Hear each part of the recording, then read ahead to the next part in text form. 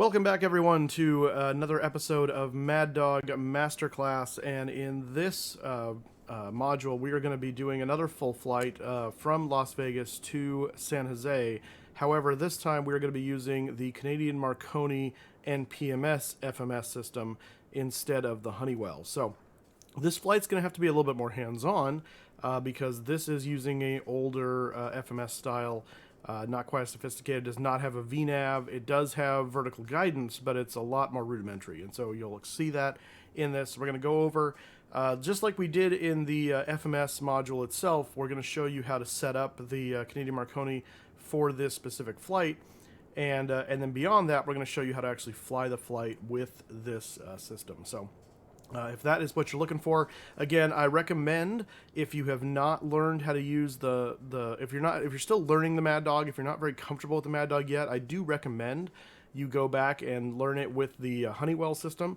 That will give you much more help and give you a FMS that's probably more familiar to you while you're learning the aircraft. Once you feel like you learn the aircraft and you're good, then if you want a challenge, that's where I recommend the Canadian Marconi, because this FMS may frustrate you if you're still trying to learn the aircraft itself as well.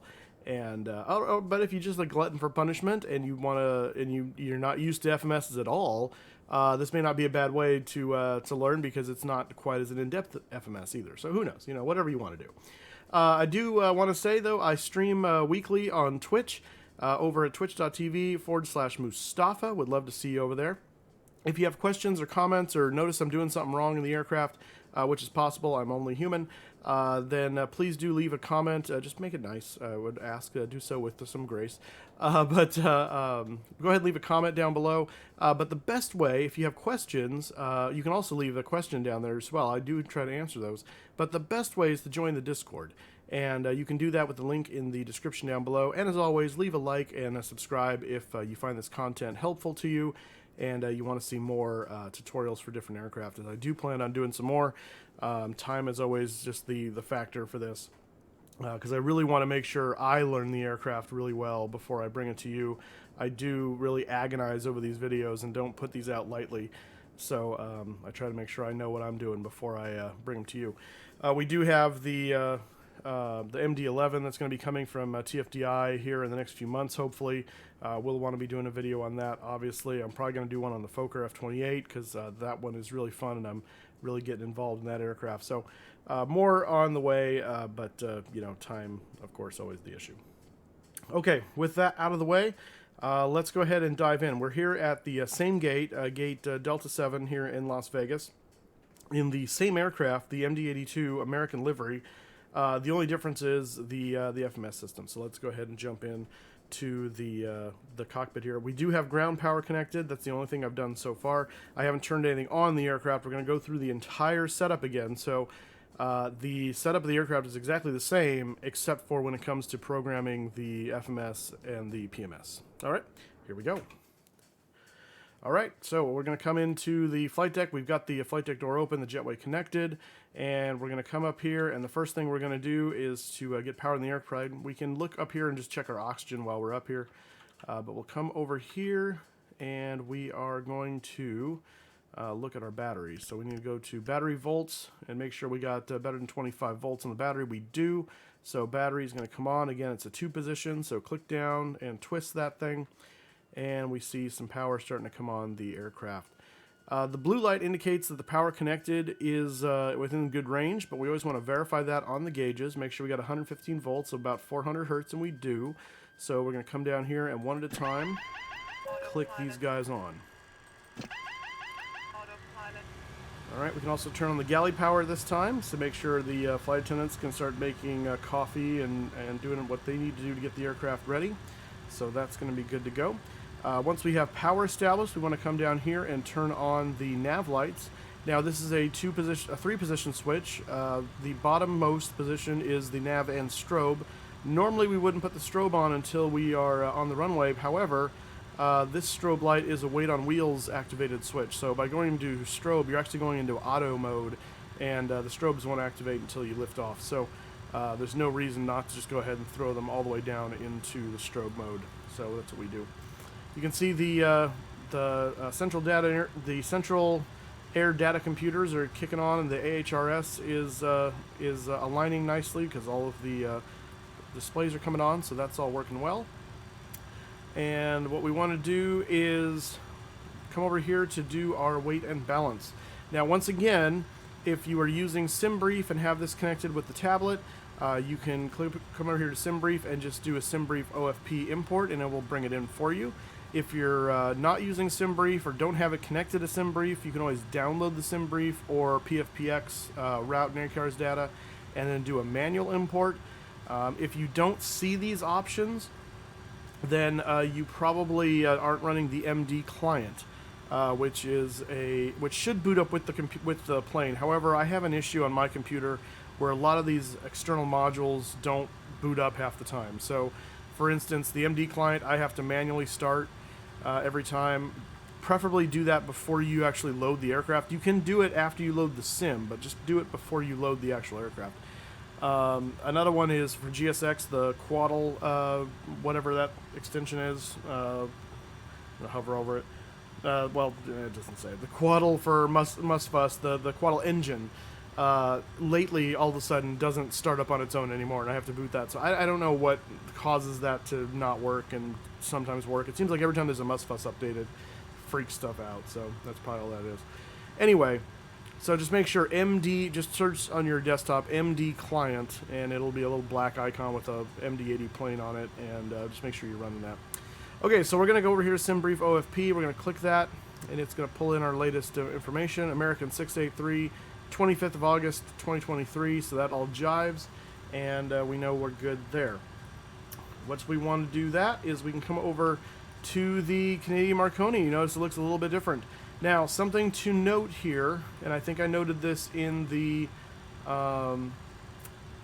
let's see here, next page, yeah, in the FMS module for this. Right now, until there is another update, we are currently on, let me tell you what version we're on right now for this tutorial, just so that way we're clear. Okay, so 1.2B169. If you are running this version, or earlier, which you really shouldn't be running earlier at this point, there's no reason for that, then do not go in and mess with the color or parallax because it will bork the just on the Marconi, it will bork the system, and the only way to fix it is to reload the aircraft. So just don't touch these. Without going into it, you can change the color from regular color mode to monochrome, which is a green, kind of like the Honeywell system is. Parallax just moves the view of this up and down, which is kind of cool, I guess. But just don't touch it. Just don't touch it. It will bork the system. As long as you stay away from there, you're fine. Hopefully, in a later update, they will fix that. I have let them know about that, and they said they are going to fix that in a next update, a forthcoming update, if you will. All right, so we're going to go to ACARS, and again, you don't have to go and split between these. You can do everything on one, you can do everything on the other, you can do split both, you can do FMC over here and ACARS over here. It does not matter. I just prefer to do it this way, so this is my method. We're going to go over to AOC and Preflight init data, and because we're using the ACARS and we imported it already, we can just hit init request, and it will pull our information in. Just like that. Beautiful. And weight and balance, we get this from our flight plan. And so if I look at my flight plan over here, I will see that my trip fuel is 8342. My taxi fuel is 800, and my block fuel is 2413. 413. We're going to do that. We're going to send the fuel report, and then flight plan. We're just going to click that and go to receive messages. What that's going to do, once again, is it's going to bring in a crew message with our preliminary weight data, and then eventually our flight plan as well. All right, so that's going to be all set there. Over on the FMS side, this is where we will do our loading the FMS, but we're not in a position to do that yet. Okay, so at this time we'd want to start our boarding process, and so we're going to go and do with GSX. Remember, I'm using GSX integration. If you're not, the way you do fuel and boarding is over here on the tablet. Again, we went over this in the previous videos, but you would go to Aircraft Services, On the ground side, you would click your fuel here. It won't let me do that because I have GSX integration enabled, and so it blocks me from doing it this way. It even blocks me from using the GPU button. I have to do it through the GSX menu. I can use the AC one, which is for the air conditioning, the big yellow tube out here, basically. That's the only thing I can do over this panel. But you would click this for fuel. This shows you the fuel on board. This shows you the fuel requested, and it will slowly fuel the aircraft. Same thing for boarding. This would light up with the number of people requested versus on board. You would click this and it would go blue, and it would start loading your stuff that way. So that's how you do the boarding if you do not use GSX. We're using GSX, so we stay away from that. And so we're going to go up to the GSX menu, and we're going to request, if you're using GSX, do fueling first so it doesn't block, so your baggage carts don't block the fueler. And so we do request refueling. And I just want to make sure that goes. Yeah, fuel truck is on its way. Also, if you're using GSX, always make sure you got that sim brief okay down here. So it's reading the correct amount, so it does the correct things. That's always a good thing to do. Fuel truck on its way, and so once that's done, we can start boarding people. Now, we're going to go ahead and request boarding, and then I'm going to come up here because it's going to ask me some things first. We're going to go and do a PA and emergency light test. PA and emergency light test. You should do this before they start boarding. Emergency lights are okay. So we go back to ARM, and we got the PA test in there. So now they are all ready for the passengers. There's the menu. And we're going to say nobody. I just want the passengers. And they're going to start going. Okay. Sorry.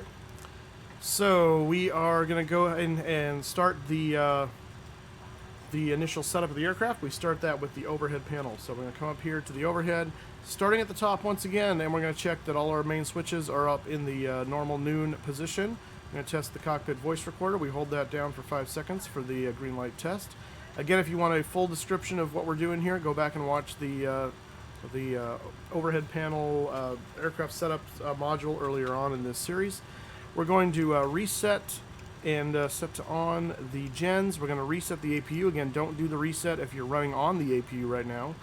The bat selector should stay on bat amp, and we show that the aircraft battery is charged. That needle will deflect every so often as the charger activates, just to keep that battery topped up. So you may notice that as we're on the screen for a little bit. It just kind of bends over real quick and comes back. Galley power's on. We got our electrical system on for the external power. Our AC bus cross tie is in auto. DC cross tie is in open. On our APU side, everything is basically in the off position right now. The fire agents are all off. Fire system is in normal. You got the APU system is in normal, not econ, and the battery switch is on. We can go ahead and test the emergency power. We look for that light to come, and we should see a deflection on the amps on the battery. That means that system is working, and we can click that back off. It should go back and recharge, and it does. Over on the fuel panel, since we're not using the APU yet, this is all just in the off position. That's fine. Over down on below, emergency lights are armed. Seatbelt signs are off because people are boarding and we're refueling. We don't want those seatbelts on, but no smoke is on. We're going to check our pitot and static heat sources and just make sure we have current on all of these things except the rat probe. That's the only one we won't get, and then that goes back to off. Windshield heat goes to anti-ice on right there. Up at the top, we're going to click the recorder into test mode. Use the scroll wheel to hold that down, and we. Ooh, that's fun. Sorry, pressing wrong buttons here. And we're coming to the flight recorder, and we're going to put in today's date. So today is the 25th. So 25 of August, and our flight, as usual, is 683, and it's leg number 1. Insert, we shouldn't see any lights, and that's good, and then that can click back up. While we're up here, again, double check that oxygen level, and we can test the cargo detection and suppression system. Make sure we can silence it. Right click on that guy while still holding the left, and that'll silence. Panel lights, we'll turn that all the way up. I like to put a little bit of flood, usually about 50% on the flood, just to add some ambiance. These switches should also be in noon position, as well as the engine sync should be off. And we're going to do the ground proximity warning test.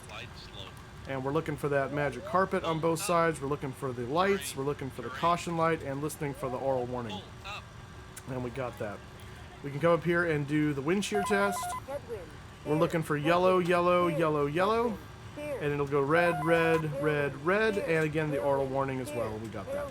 So that is a good test.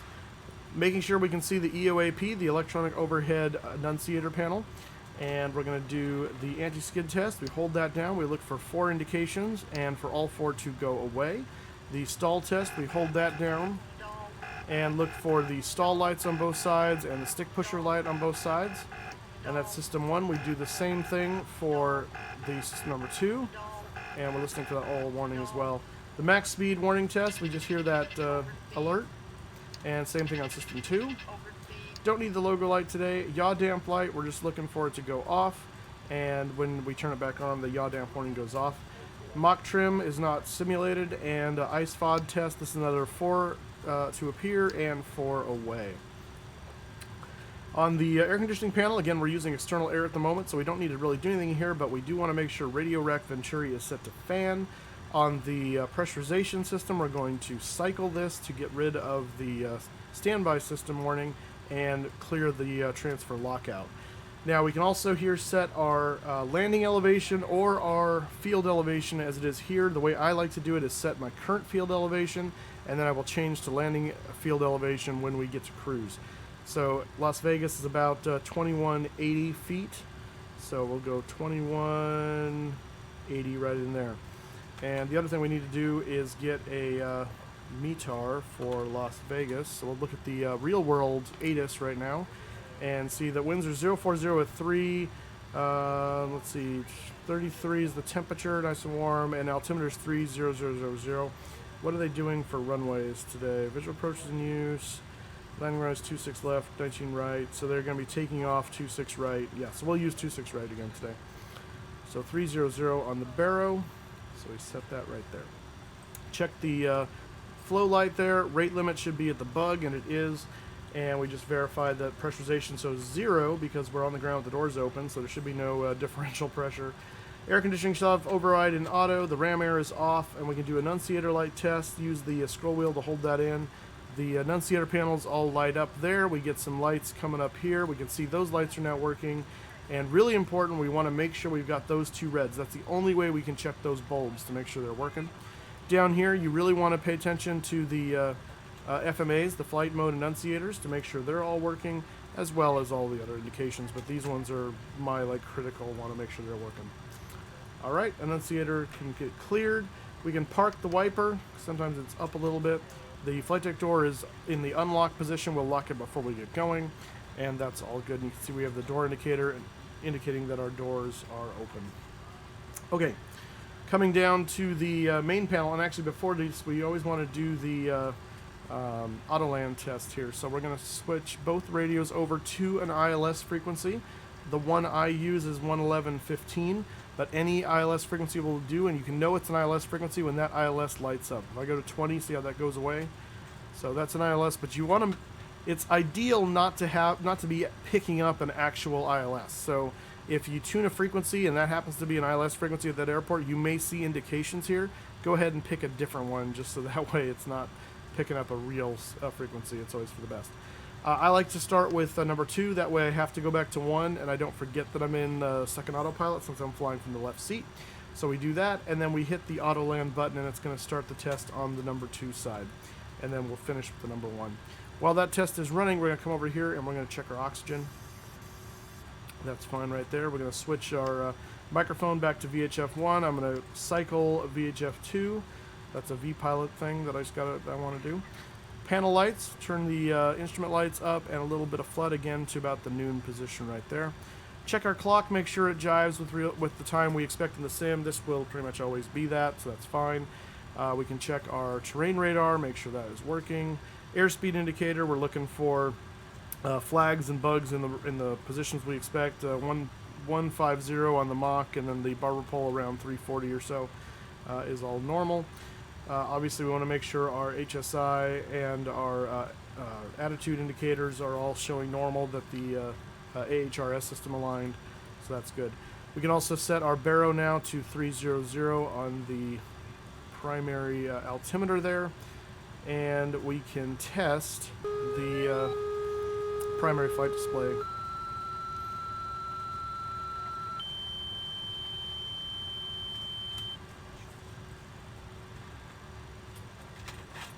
And once that lights back up, we can let that go. That's a good test. We have brake pressure in the accumulator, so that's good. We're going to cage the standby artificial horizon, and we're going to set 300 on the standby altimeter. These two, the pilots and FO's altimeters will sync if you have it selected in the load manager. However, this one will not, so you have to do that one separately. All right, and we don't have any flags, it looks like, over here on the, we're looking for that no auto land, and we don't have that, so that was a good test. So we switch this back to the number 1 system, auto land again, and it will start to test the captain side. All right, over here we're going to test the fire system, so I want to clear the cautions just to make sure that comes back on when I do that first one. And second one brings in the 2 loops. We get the master warning, we get the 2 lights, and we're looking for 6 lights up there. We got 6 lights, and if we hit that, that should silence it. And again, it will not silence immediately. It will wait till it finishes reading off its last, fire, right engine, and then it should shut up. So if it does that, that is a good test. Come down here, we're going to test the TRP, and we're looking for 2.04 there. The bugs should adjust, and the no mode goes away there. That's a good test. Over here, we can test the fuel quantities. On the B side, again, you're looking for 333 and adds up to 9, and that's a good test.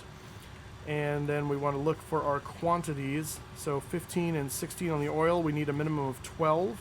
And on the hydraulic quantities, we've got 15, 15, we need a minimum of 5. So we're good there for dispatch.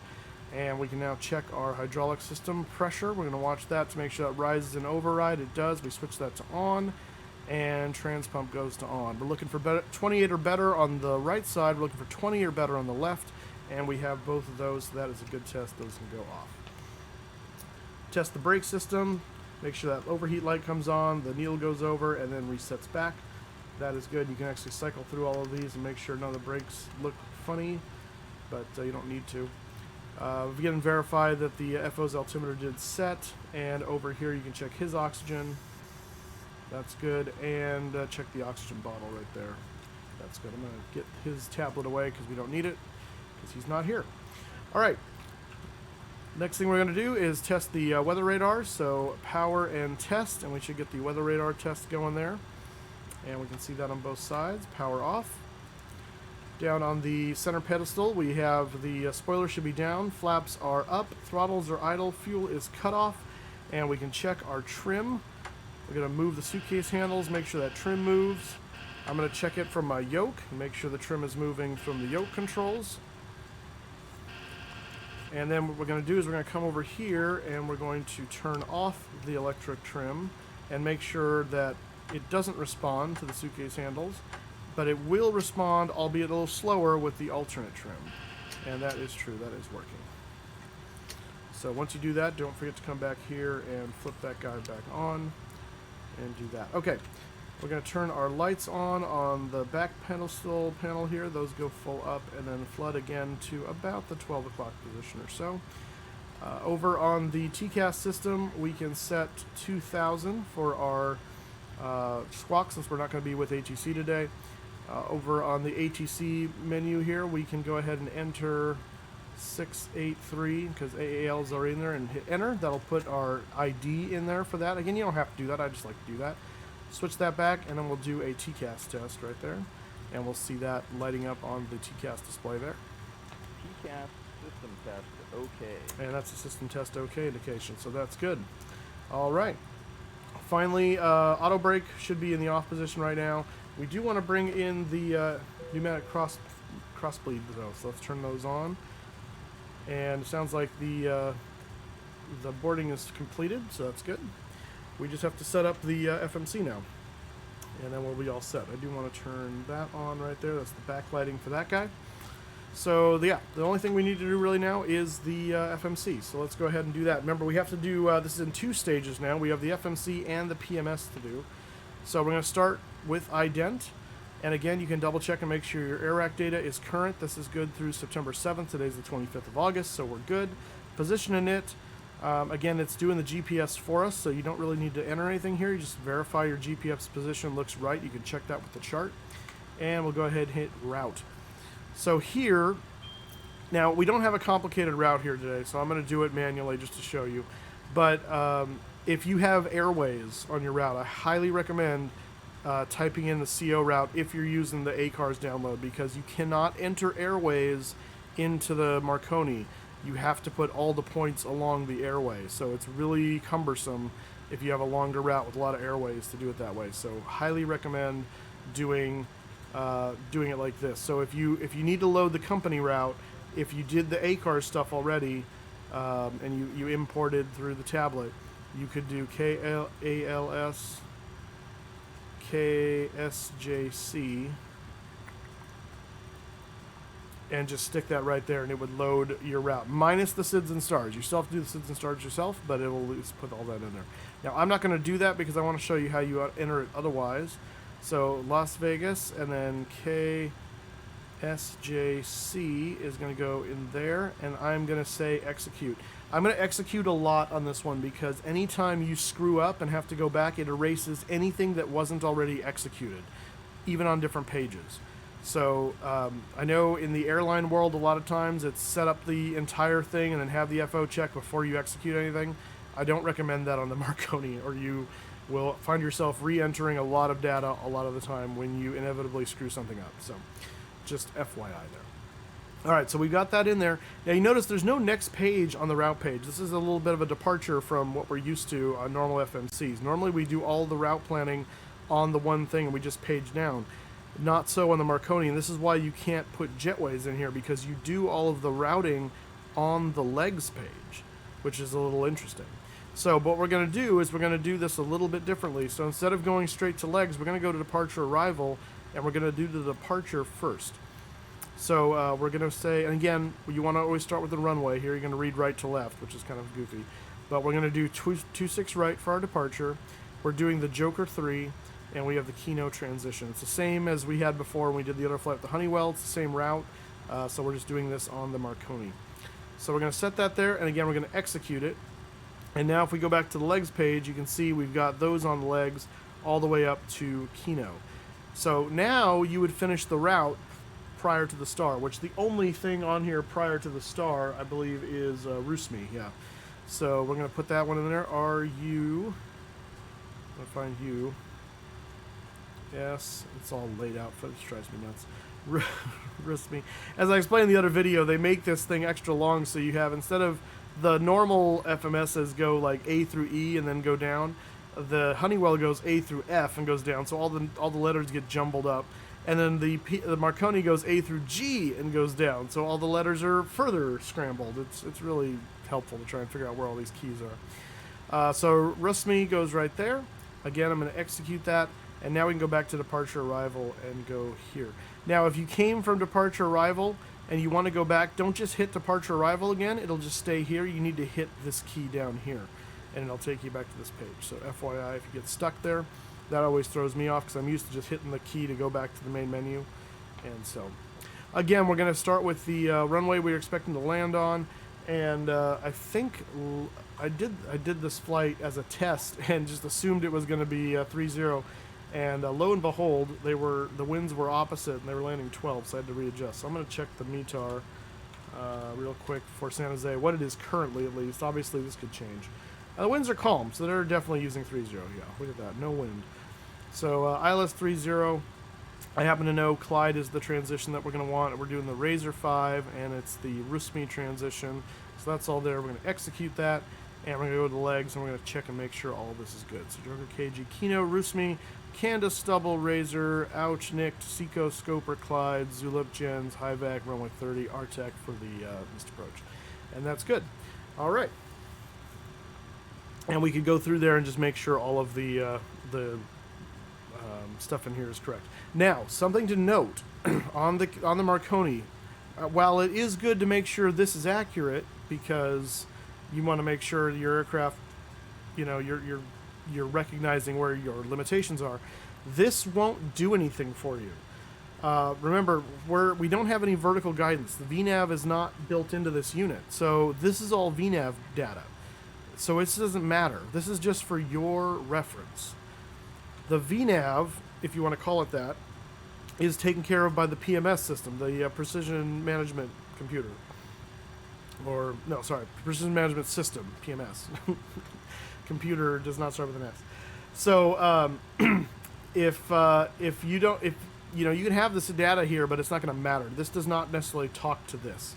So this is just for your reference. So if this data is wrong, the only thing it's going to do is screw you up if you're trying to use this to reference. If you're using the chart, you could have these here, it doesn't matter. So just know that. And so you might get frustrated. Why is the plane not following the restrictions? I got them in the FMS. Well, because it doesn't know that they're here. It doesn't look at that. All right, so the last thing we're going to do, though, before we leave here, there is one more step, and it won't step you through it. You have to go back to init and go to perf init. And here's where you can set the transition altitude, which in the United States is 18,000 feet. The cruise wind, and we're going to find that off of our SimBrief profile, is 207 at 31. 207 at 31. And our cruise true airspeed, we find is the TAS speed is 471. 471. Put that right there. Again, that's just going to help the aircraft know what it's doing, make its calculations. And that is really all you have to do to set up. Now, the next step here I'm going to show you is what I recommend you do to help you set up the PMS down here. So we're going to go to our legs page, and we're going to need to figure out what our bottom of descent is going to be. And so we're going to have to do some clever things here. First, we will acknowledge the load sheet, and let's update the data here before we do that, because this will help us. So our final zero fuel weight is 115,661. So we're going to rotate this knob to set 115,661. Rotating. rolling. Just using the scroll wheel on the mouse. 115,6. And we're going to round up a little bit because 661 would round up to 7. If this ended up at 650, then I would leave it there because that would be closer. But yeah, you just want to get it as close as possible. Fuel is showing 2350, and our takeoff weight is supposed to be 135,274. You can see right now at 136,1. If you were to take away 800 pounds, which remember was our taxi fuel, you get roughly 135,300 or so. So that is what you would expect. So all of our weights are jiving right now for what we expect. Passengers are loaded, so we also want to take this time to go up and start our APU. So remember, because we have AC power on the aircraft, we do not need to use the DC start pump. We're going to use the AC pump for this, and we do actually have some center fuel. So most of the time when I fly this, I don't have center fuel, so we're going to use this. So instead of using the right side pump, I'm actually going to use the center pump. And what this will do is it'll allow us to burn out of the center for the APU and not give us a fuel imbalance, which is kind of nice. So we'll turn that on because you can use the center pumps or the right side. You don't use the left side for the APU.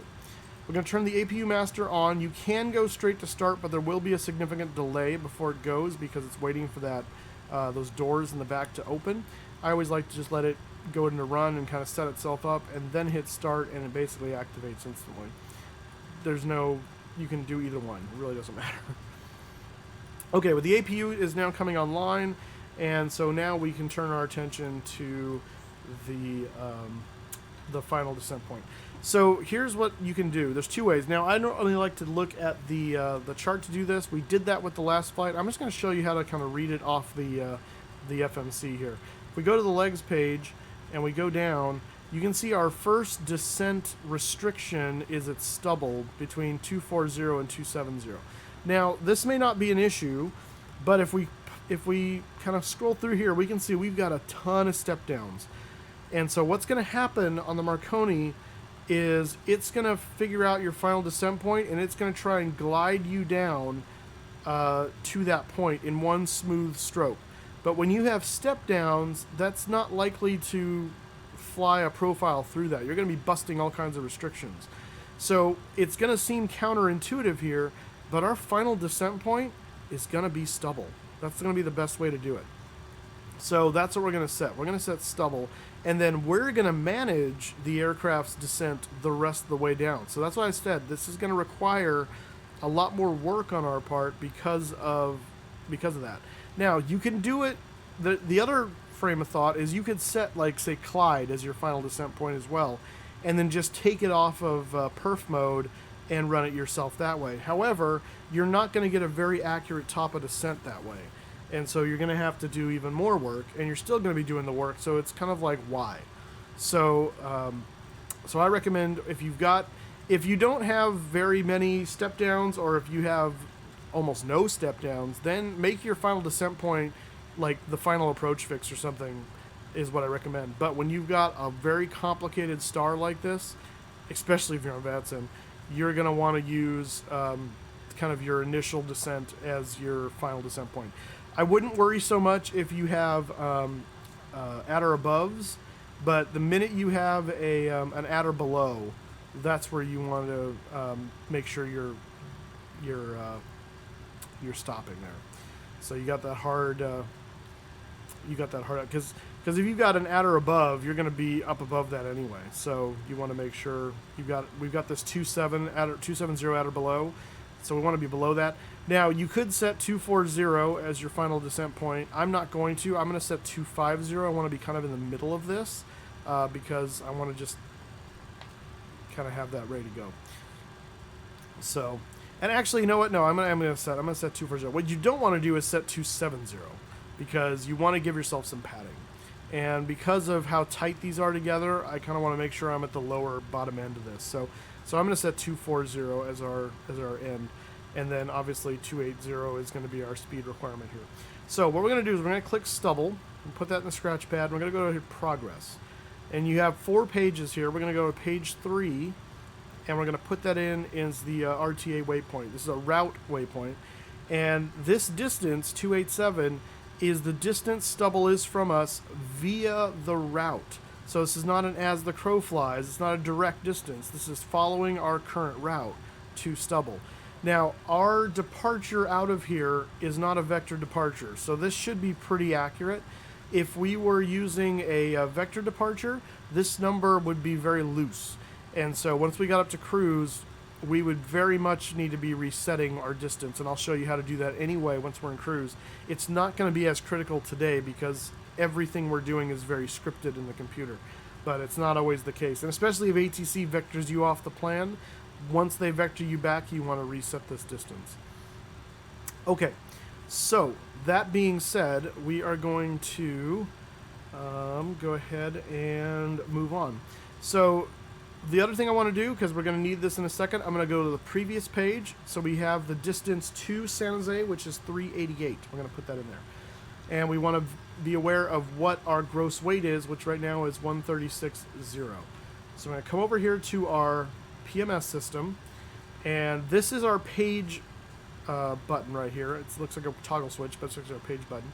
We're going to go to plan, and it needs our gross weight in thousands of pounds. This is not kilograms.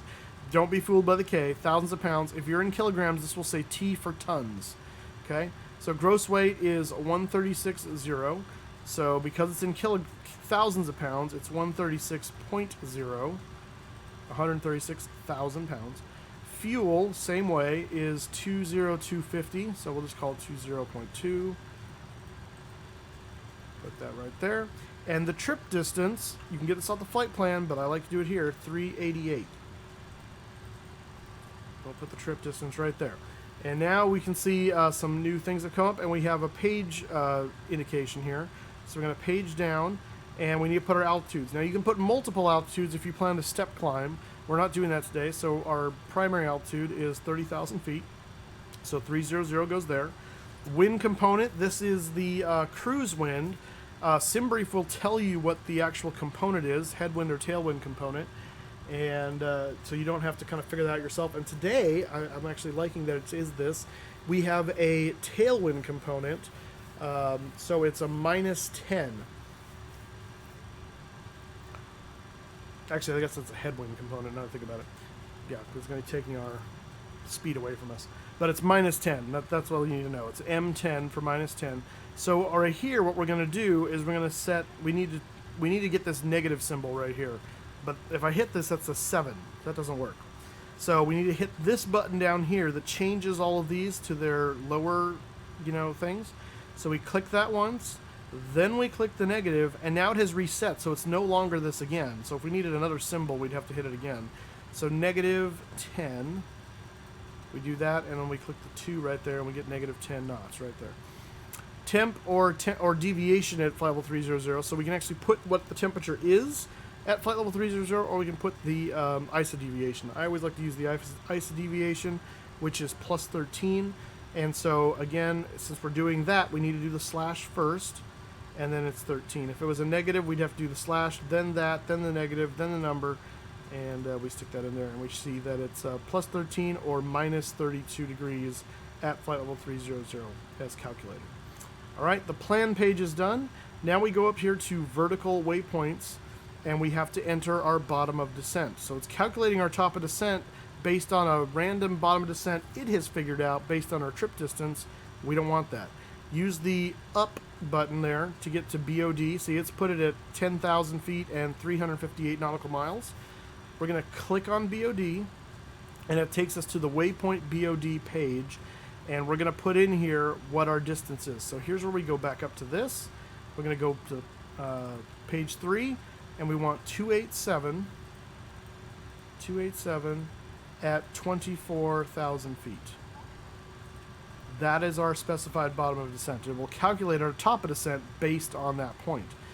You can also help refine that by giving it the winds at that location and our expected speed. So we know we have a speed restriction of 280 there. So we're going to say our expected speed is going to be 280 slash, and then for the winds, here's what we can do. A little trick here I'll show you on the flight plan. So scrolling down on the flight plan, right below the route and the forecast winds. Again, this is the Delta layout flight plan. The Lido is going to look a little different if you're using that. But you should have a section called Descent Forecast Winds. And at 24,000 feet, which 25 is pretty close to that, we're going to use 25, we expect to have winds of around 210 at 39. So we're going to put that right there. So 210 at 39, and that's going to go right there. All right.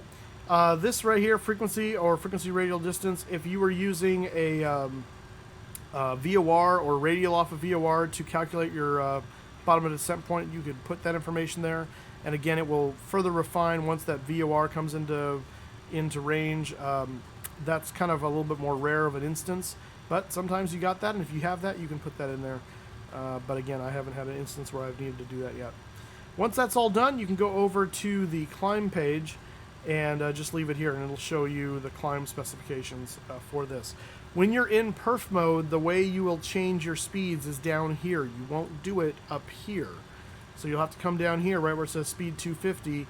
You would change that there and update it, and the aircraft would update. Same with the cruise section, Mach 0.51. So we're going to change this right now to Mach 0.78.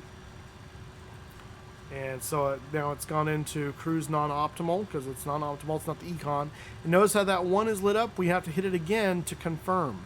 So you always want to make sure you confirm that. That light goes off, and now that's locked in, Mach 0.78 for our cruise, so it knows that. And we can go back to climb. You don't have to be on any of these pages. It'll tell you. Right now it's in the cruise mode right now, but once we fire up the engines and do everything, this will switch over to climb mode. It'll show you climb, cruise, and descent. It'll show you what mode it's in. So there you go. And you can dim this or brighten this as you need to right there with that knob. Okay. We are basically all set up now. We do need to turn on the APU generator and get the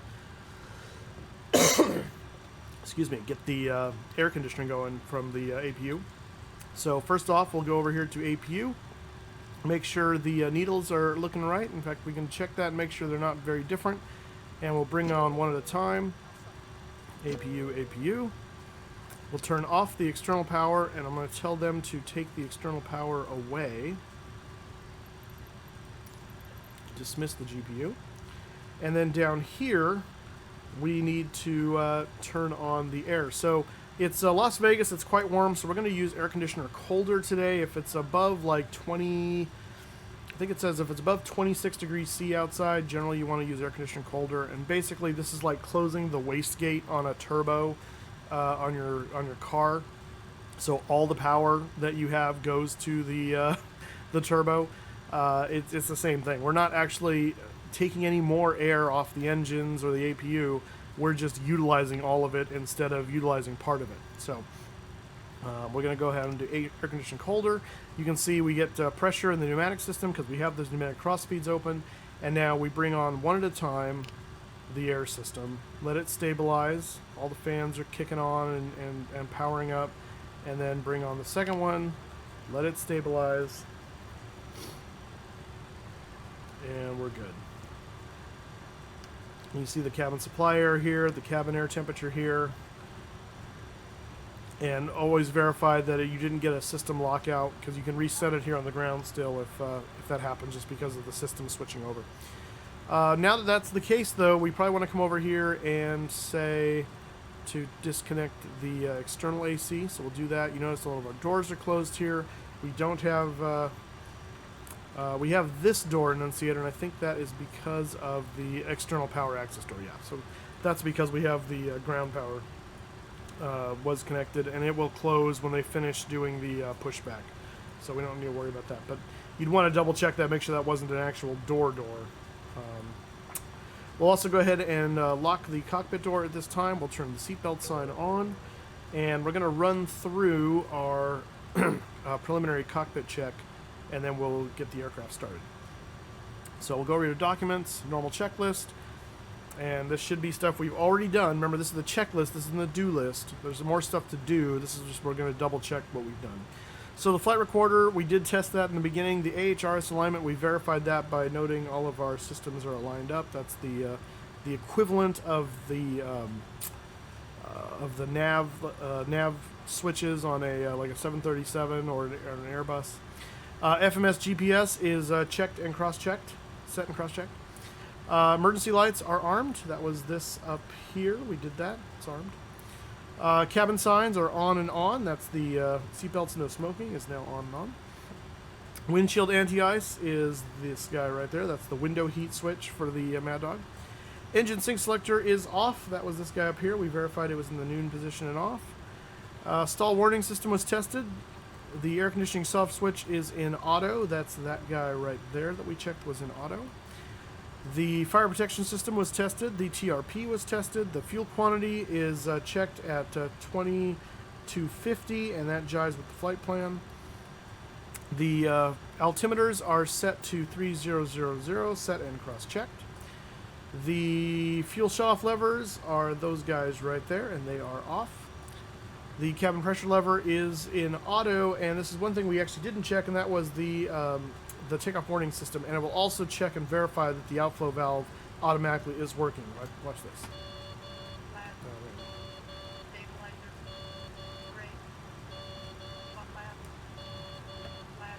All right, so we'll bring that back. So you notice that wheel scrolling up, and then we bring the throttles back, it's going to scroll all the way back down.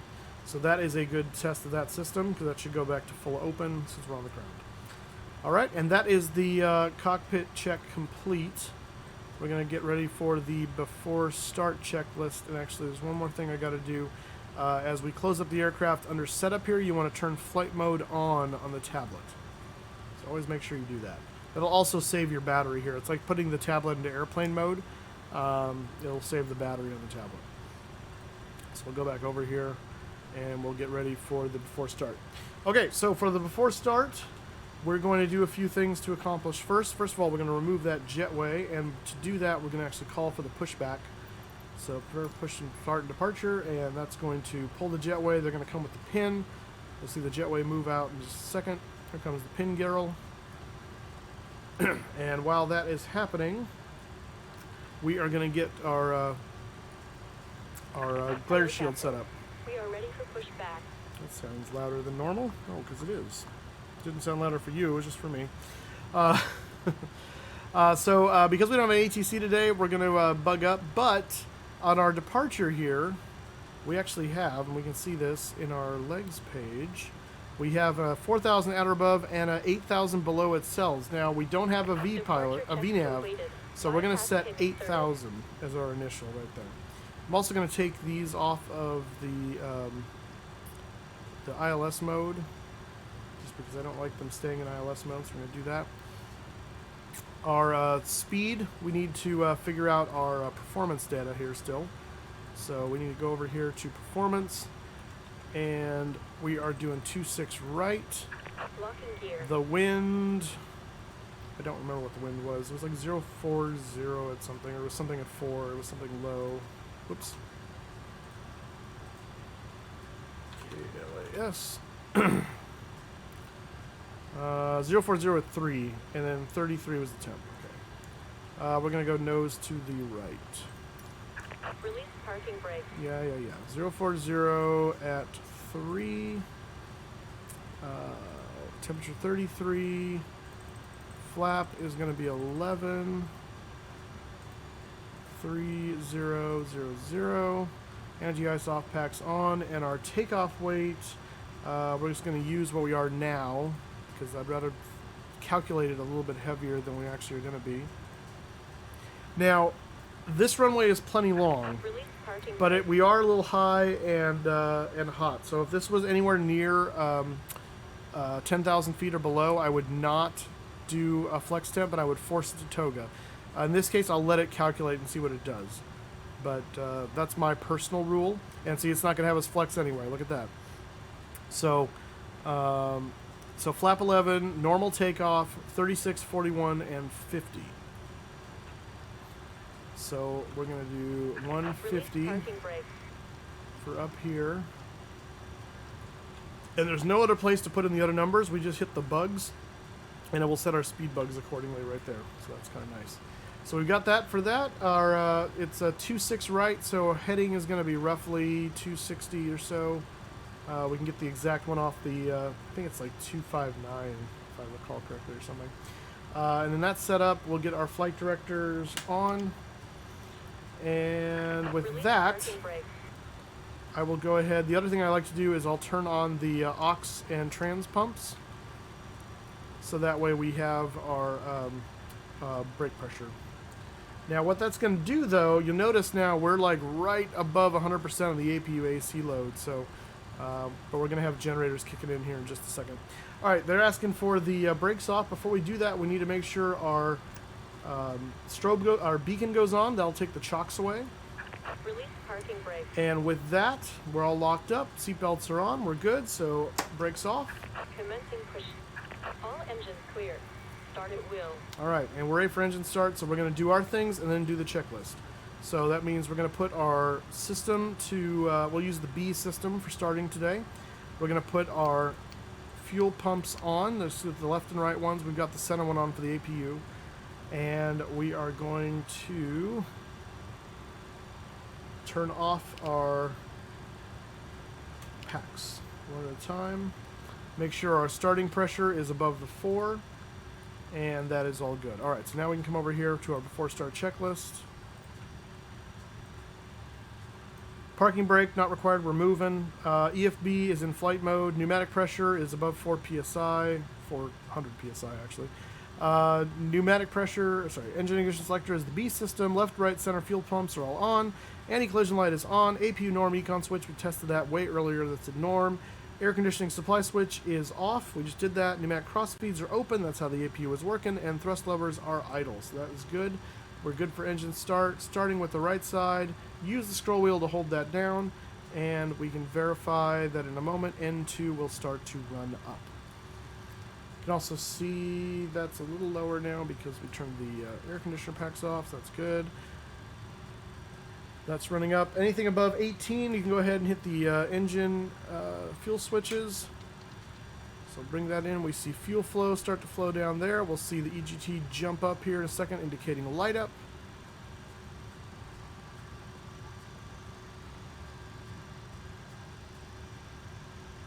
Set parking brake. We'll wait for the engine start to finish here. There is the generator cutover, and at that point we can close the engine start valve. And we'll go ahead and set the brakes. Cockpit to ground. We have a good engine start. You can disconnect. All right, that engine is going. We're going to go ahead and start the left engine. And while that's happening, we can actually close the right-hand pneumatic crossfeed and turn the air system back on the right engine. And that's isolated from the engine starter. We're just using the APU to start the engine. So that way we can start supplying air again to the cabin without having to wait for the other engine to spool up. And there's 20%. We'll do fuel on the number 1 engine.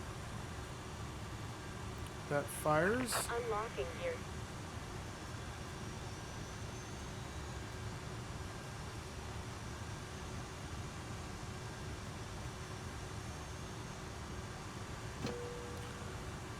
All right, and that's good.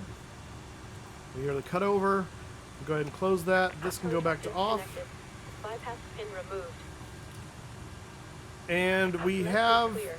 Right is clear. we have over 1,000 pounds in the center tank, so we can actually leave these on. Anything below 1,000 pounds in the center tank, you want to leave the centers off for takeoff. So we're gonna go ahead and put them all on. But we'll at takeoff we'll check, and if it's under 1,000 by then, we'll go ahead and kick them back off. That's just to make sure you don't have any issues with fuel on takeoff. We'll bring in the other air pack there. Pitot heats go on, put on captain. Again, they're all activated. They're just going to show the current for the captain position there. So that's all fine. We've already killed the APU air can now go off, and the APU master can go off, and that will start to run down. And down here, we want to make sure we're not flexing, so we're in takeoff mode. And you can verify that the ART is on because we're not using flexing. So if you're flexing, the ART goes off. If you're not flexing, you want that ART on. So the ART stays on. And we're going to set flap 11 over here. Now, something we did not do is we did not set up our trim computer yet. We need to do that. So we need to come over here and look at what our Mach tow is, and it's 12.2. So we're going to set 12.2 right here. Right about there. And flap 11, and then we're going to set our trim to the green bug.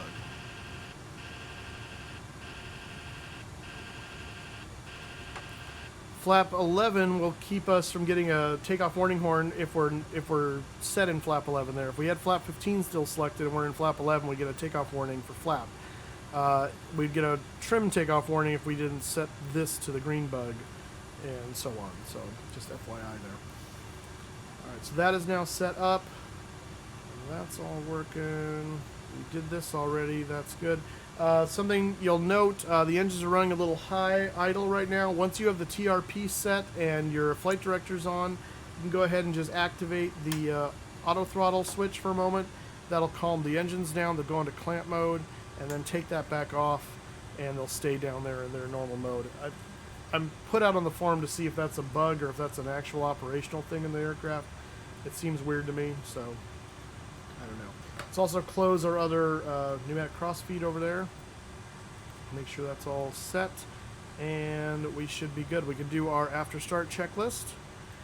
Engine ignition selector is off right there. We have our pitot and static heaters on captain right there. We have our airfoil engine anti-ice switches as required. They're not required. The only thing is the windshield anti-ice. It's way too hot for ice. Air conditioning supply switches are back to auto. That's these guys here. The door Q light is checked off. That was down here. There's no door Q light, so that's good. And the hydraulic system is checked and set. So that should be the aux and trans are on, and the engine pumps are in high. And you can see we got 30-30 on both sides of the hydraulic pressure, so that's good. All right, and then prior to taxi, do the taxi checklist. APU air switch is off. We just did that. TRP and ART is as required, so that's in takeoff, and ART is armed. The V-bugs are set right there.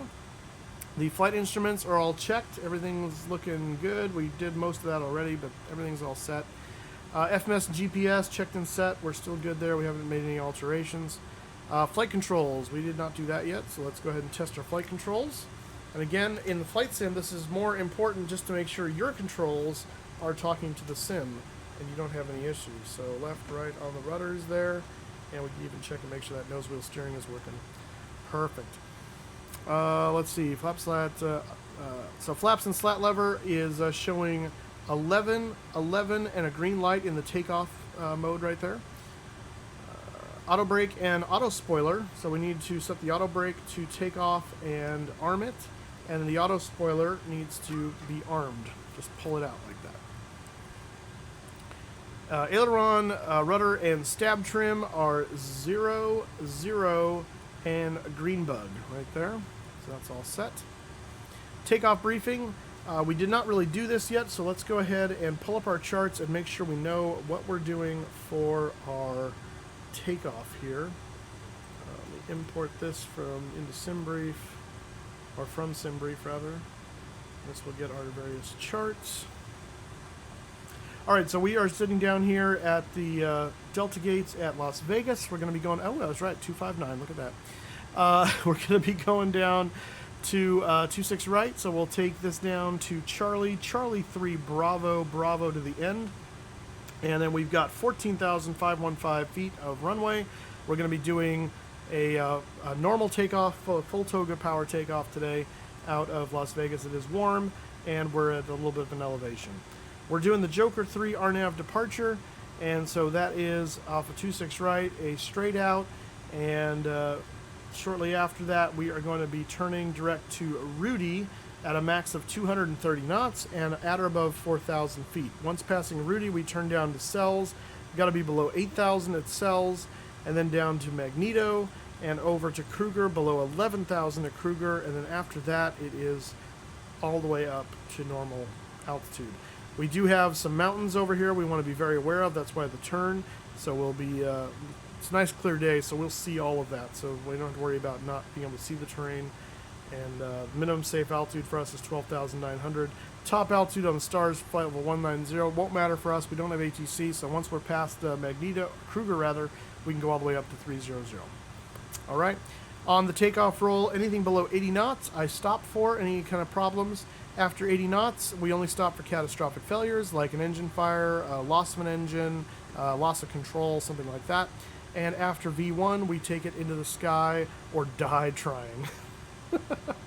If we do have a problem, which is always possible, failures are on, then we will just circle back and come back in on 26 right, more than likely, because that's the longer runway here at Las Vegas.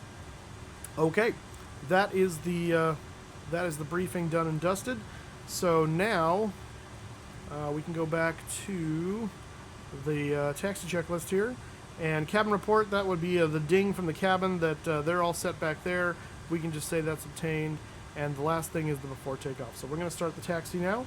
So I like to bring in the landing lights into the extended position. We're not going to turn them on. And then those lights go to dim for the taxi. I might even do bright if it's in the middle of the day here, but it doesn't really matter.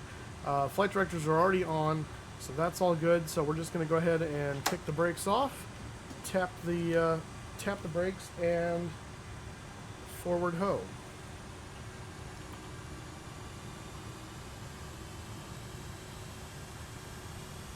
And then we'll start to roll forward.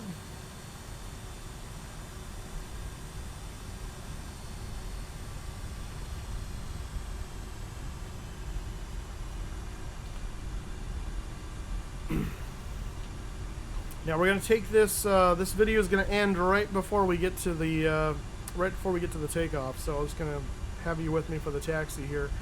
I will talk a little bit about the takeoff now, and we're going to do it again as we get to the runway in the beginning of the next module.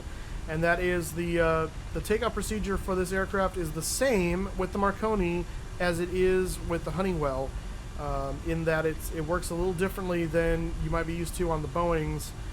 Where you would arm the auto throttle first and then hit toga switch once you've stabilized the engines. In this aircraft, you hit the toga switches, run the throttles up to stable, and then engage the auto throttle switch. So it's a little backwards. So what we're going to do is we're going to line the aircraft up on the runway. If you have a shorter runway, I recommend you do a standing takeoff in which you stand on the brakes while the engine power runs all the way up to takeoff power and then release, because they do take a little while to spool, and you can lose a lot of real estate in that spool up period where you don't really have full thrust pushing you down the runway, and you're kind of creeping down the runway. So if runway real estate is an issue, oh, we said we were going to go to Bravo. I'm already taxiing wrong. Taxiing this again, just like with the Honeywell system, because it's the same aircraft, taxis very nicely. You're sitting on the nose wheel, so you don't have to worry about the fact the nose wheel's like 3 city blocks behind you, like you do in the Concorde or an MD-11. You're not 3 stories up like you are in a 747. You're very much sitting on the runway, so very easy aircraft to taxi. Just keep the center line in the windshield, and you're generally fine.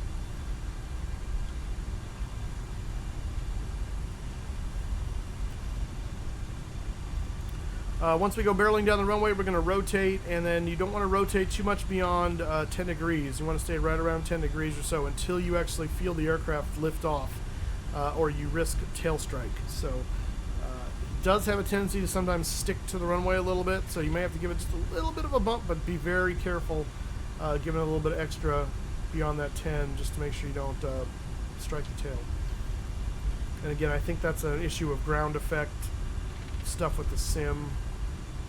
They've tried to tune that better, but sometimes it is just some sim limitations that we have to deal with. So we're going to come to a stop right here at the hold short line, and then we'll run the before takeoff checklists and all that in the beginning of the next one. So I'm going to go ahead and set the brakes. Oops, I didn't. There we go. All right. So hope you found this segment of it helpful. Again, the part 2 is going to continue with takeoff, climb, and cruise and holding in this aircraft, which I really recommend you watching it because I have some information for you on holding on this aircraft for the current version that is very important if you want to use the holding feature. And then the third installment of this will be the descent and landing and parking shutdown at San Jose. So again, if you found this information helpful, like, subscribe. It really helps the channel out. Make comments down in the comment section. Please keep them courteous, if you would. I don't mind criticism, but there's a right way and a wrong way. You know that. The real way, though, is to join the conversations, join the Discord. A link down in the description below for that. And of course, I stream weekly on Twitch at twitch.tv/Mustafa. Would love to see you over there. Come to live streams, hang out, ask your questions there, be a part of the community. Come fly along with us on VATSIM and the like. So again, hope you found this helpful. We'll see you in the next one for the takeoff.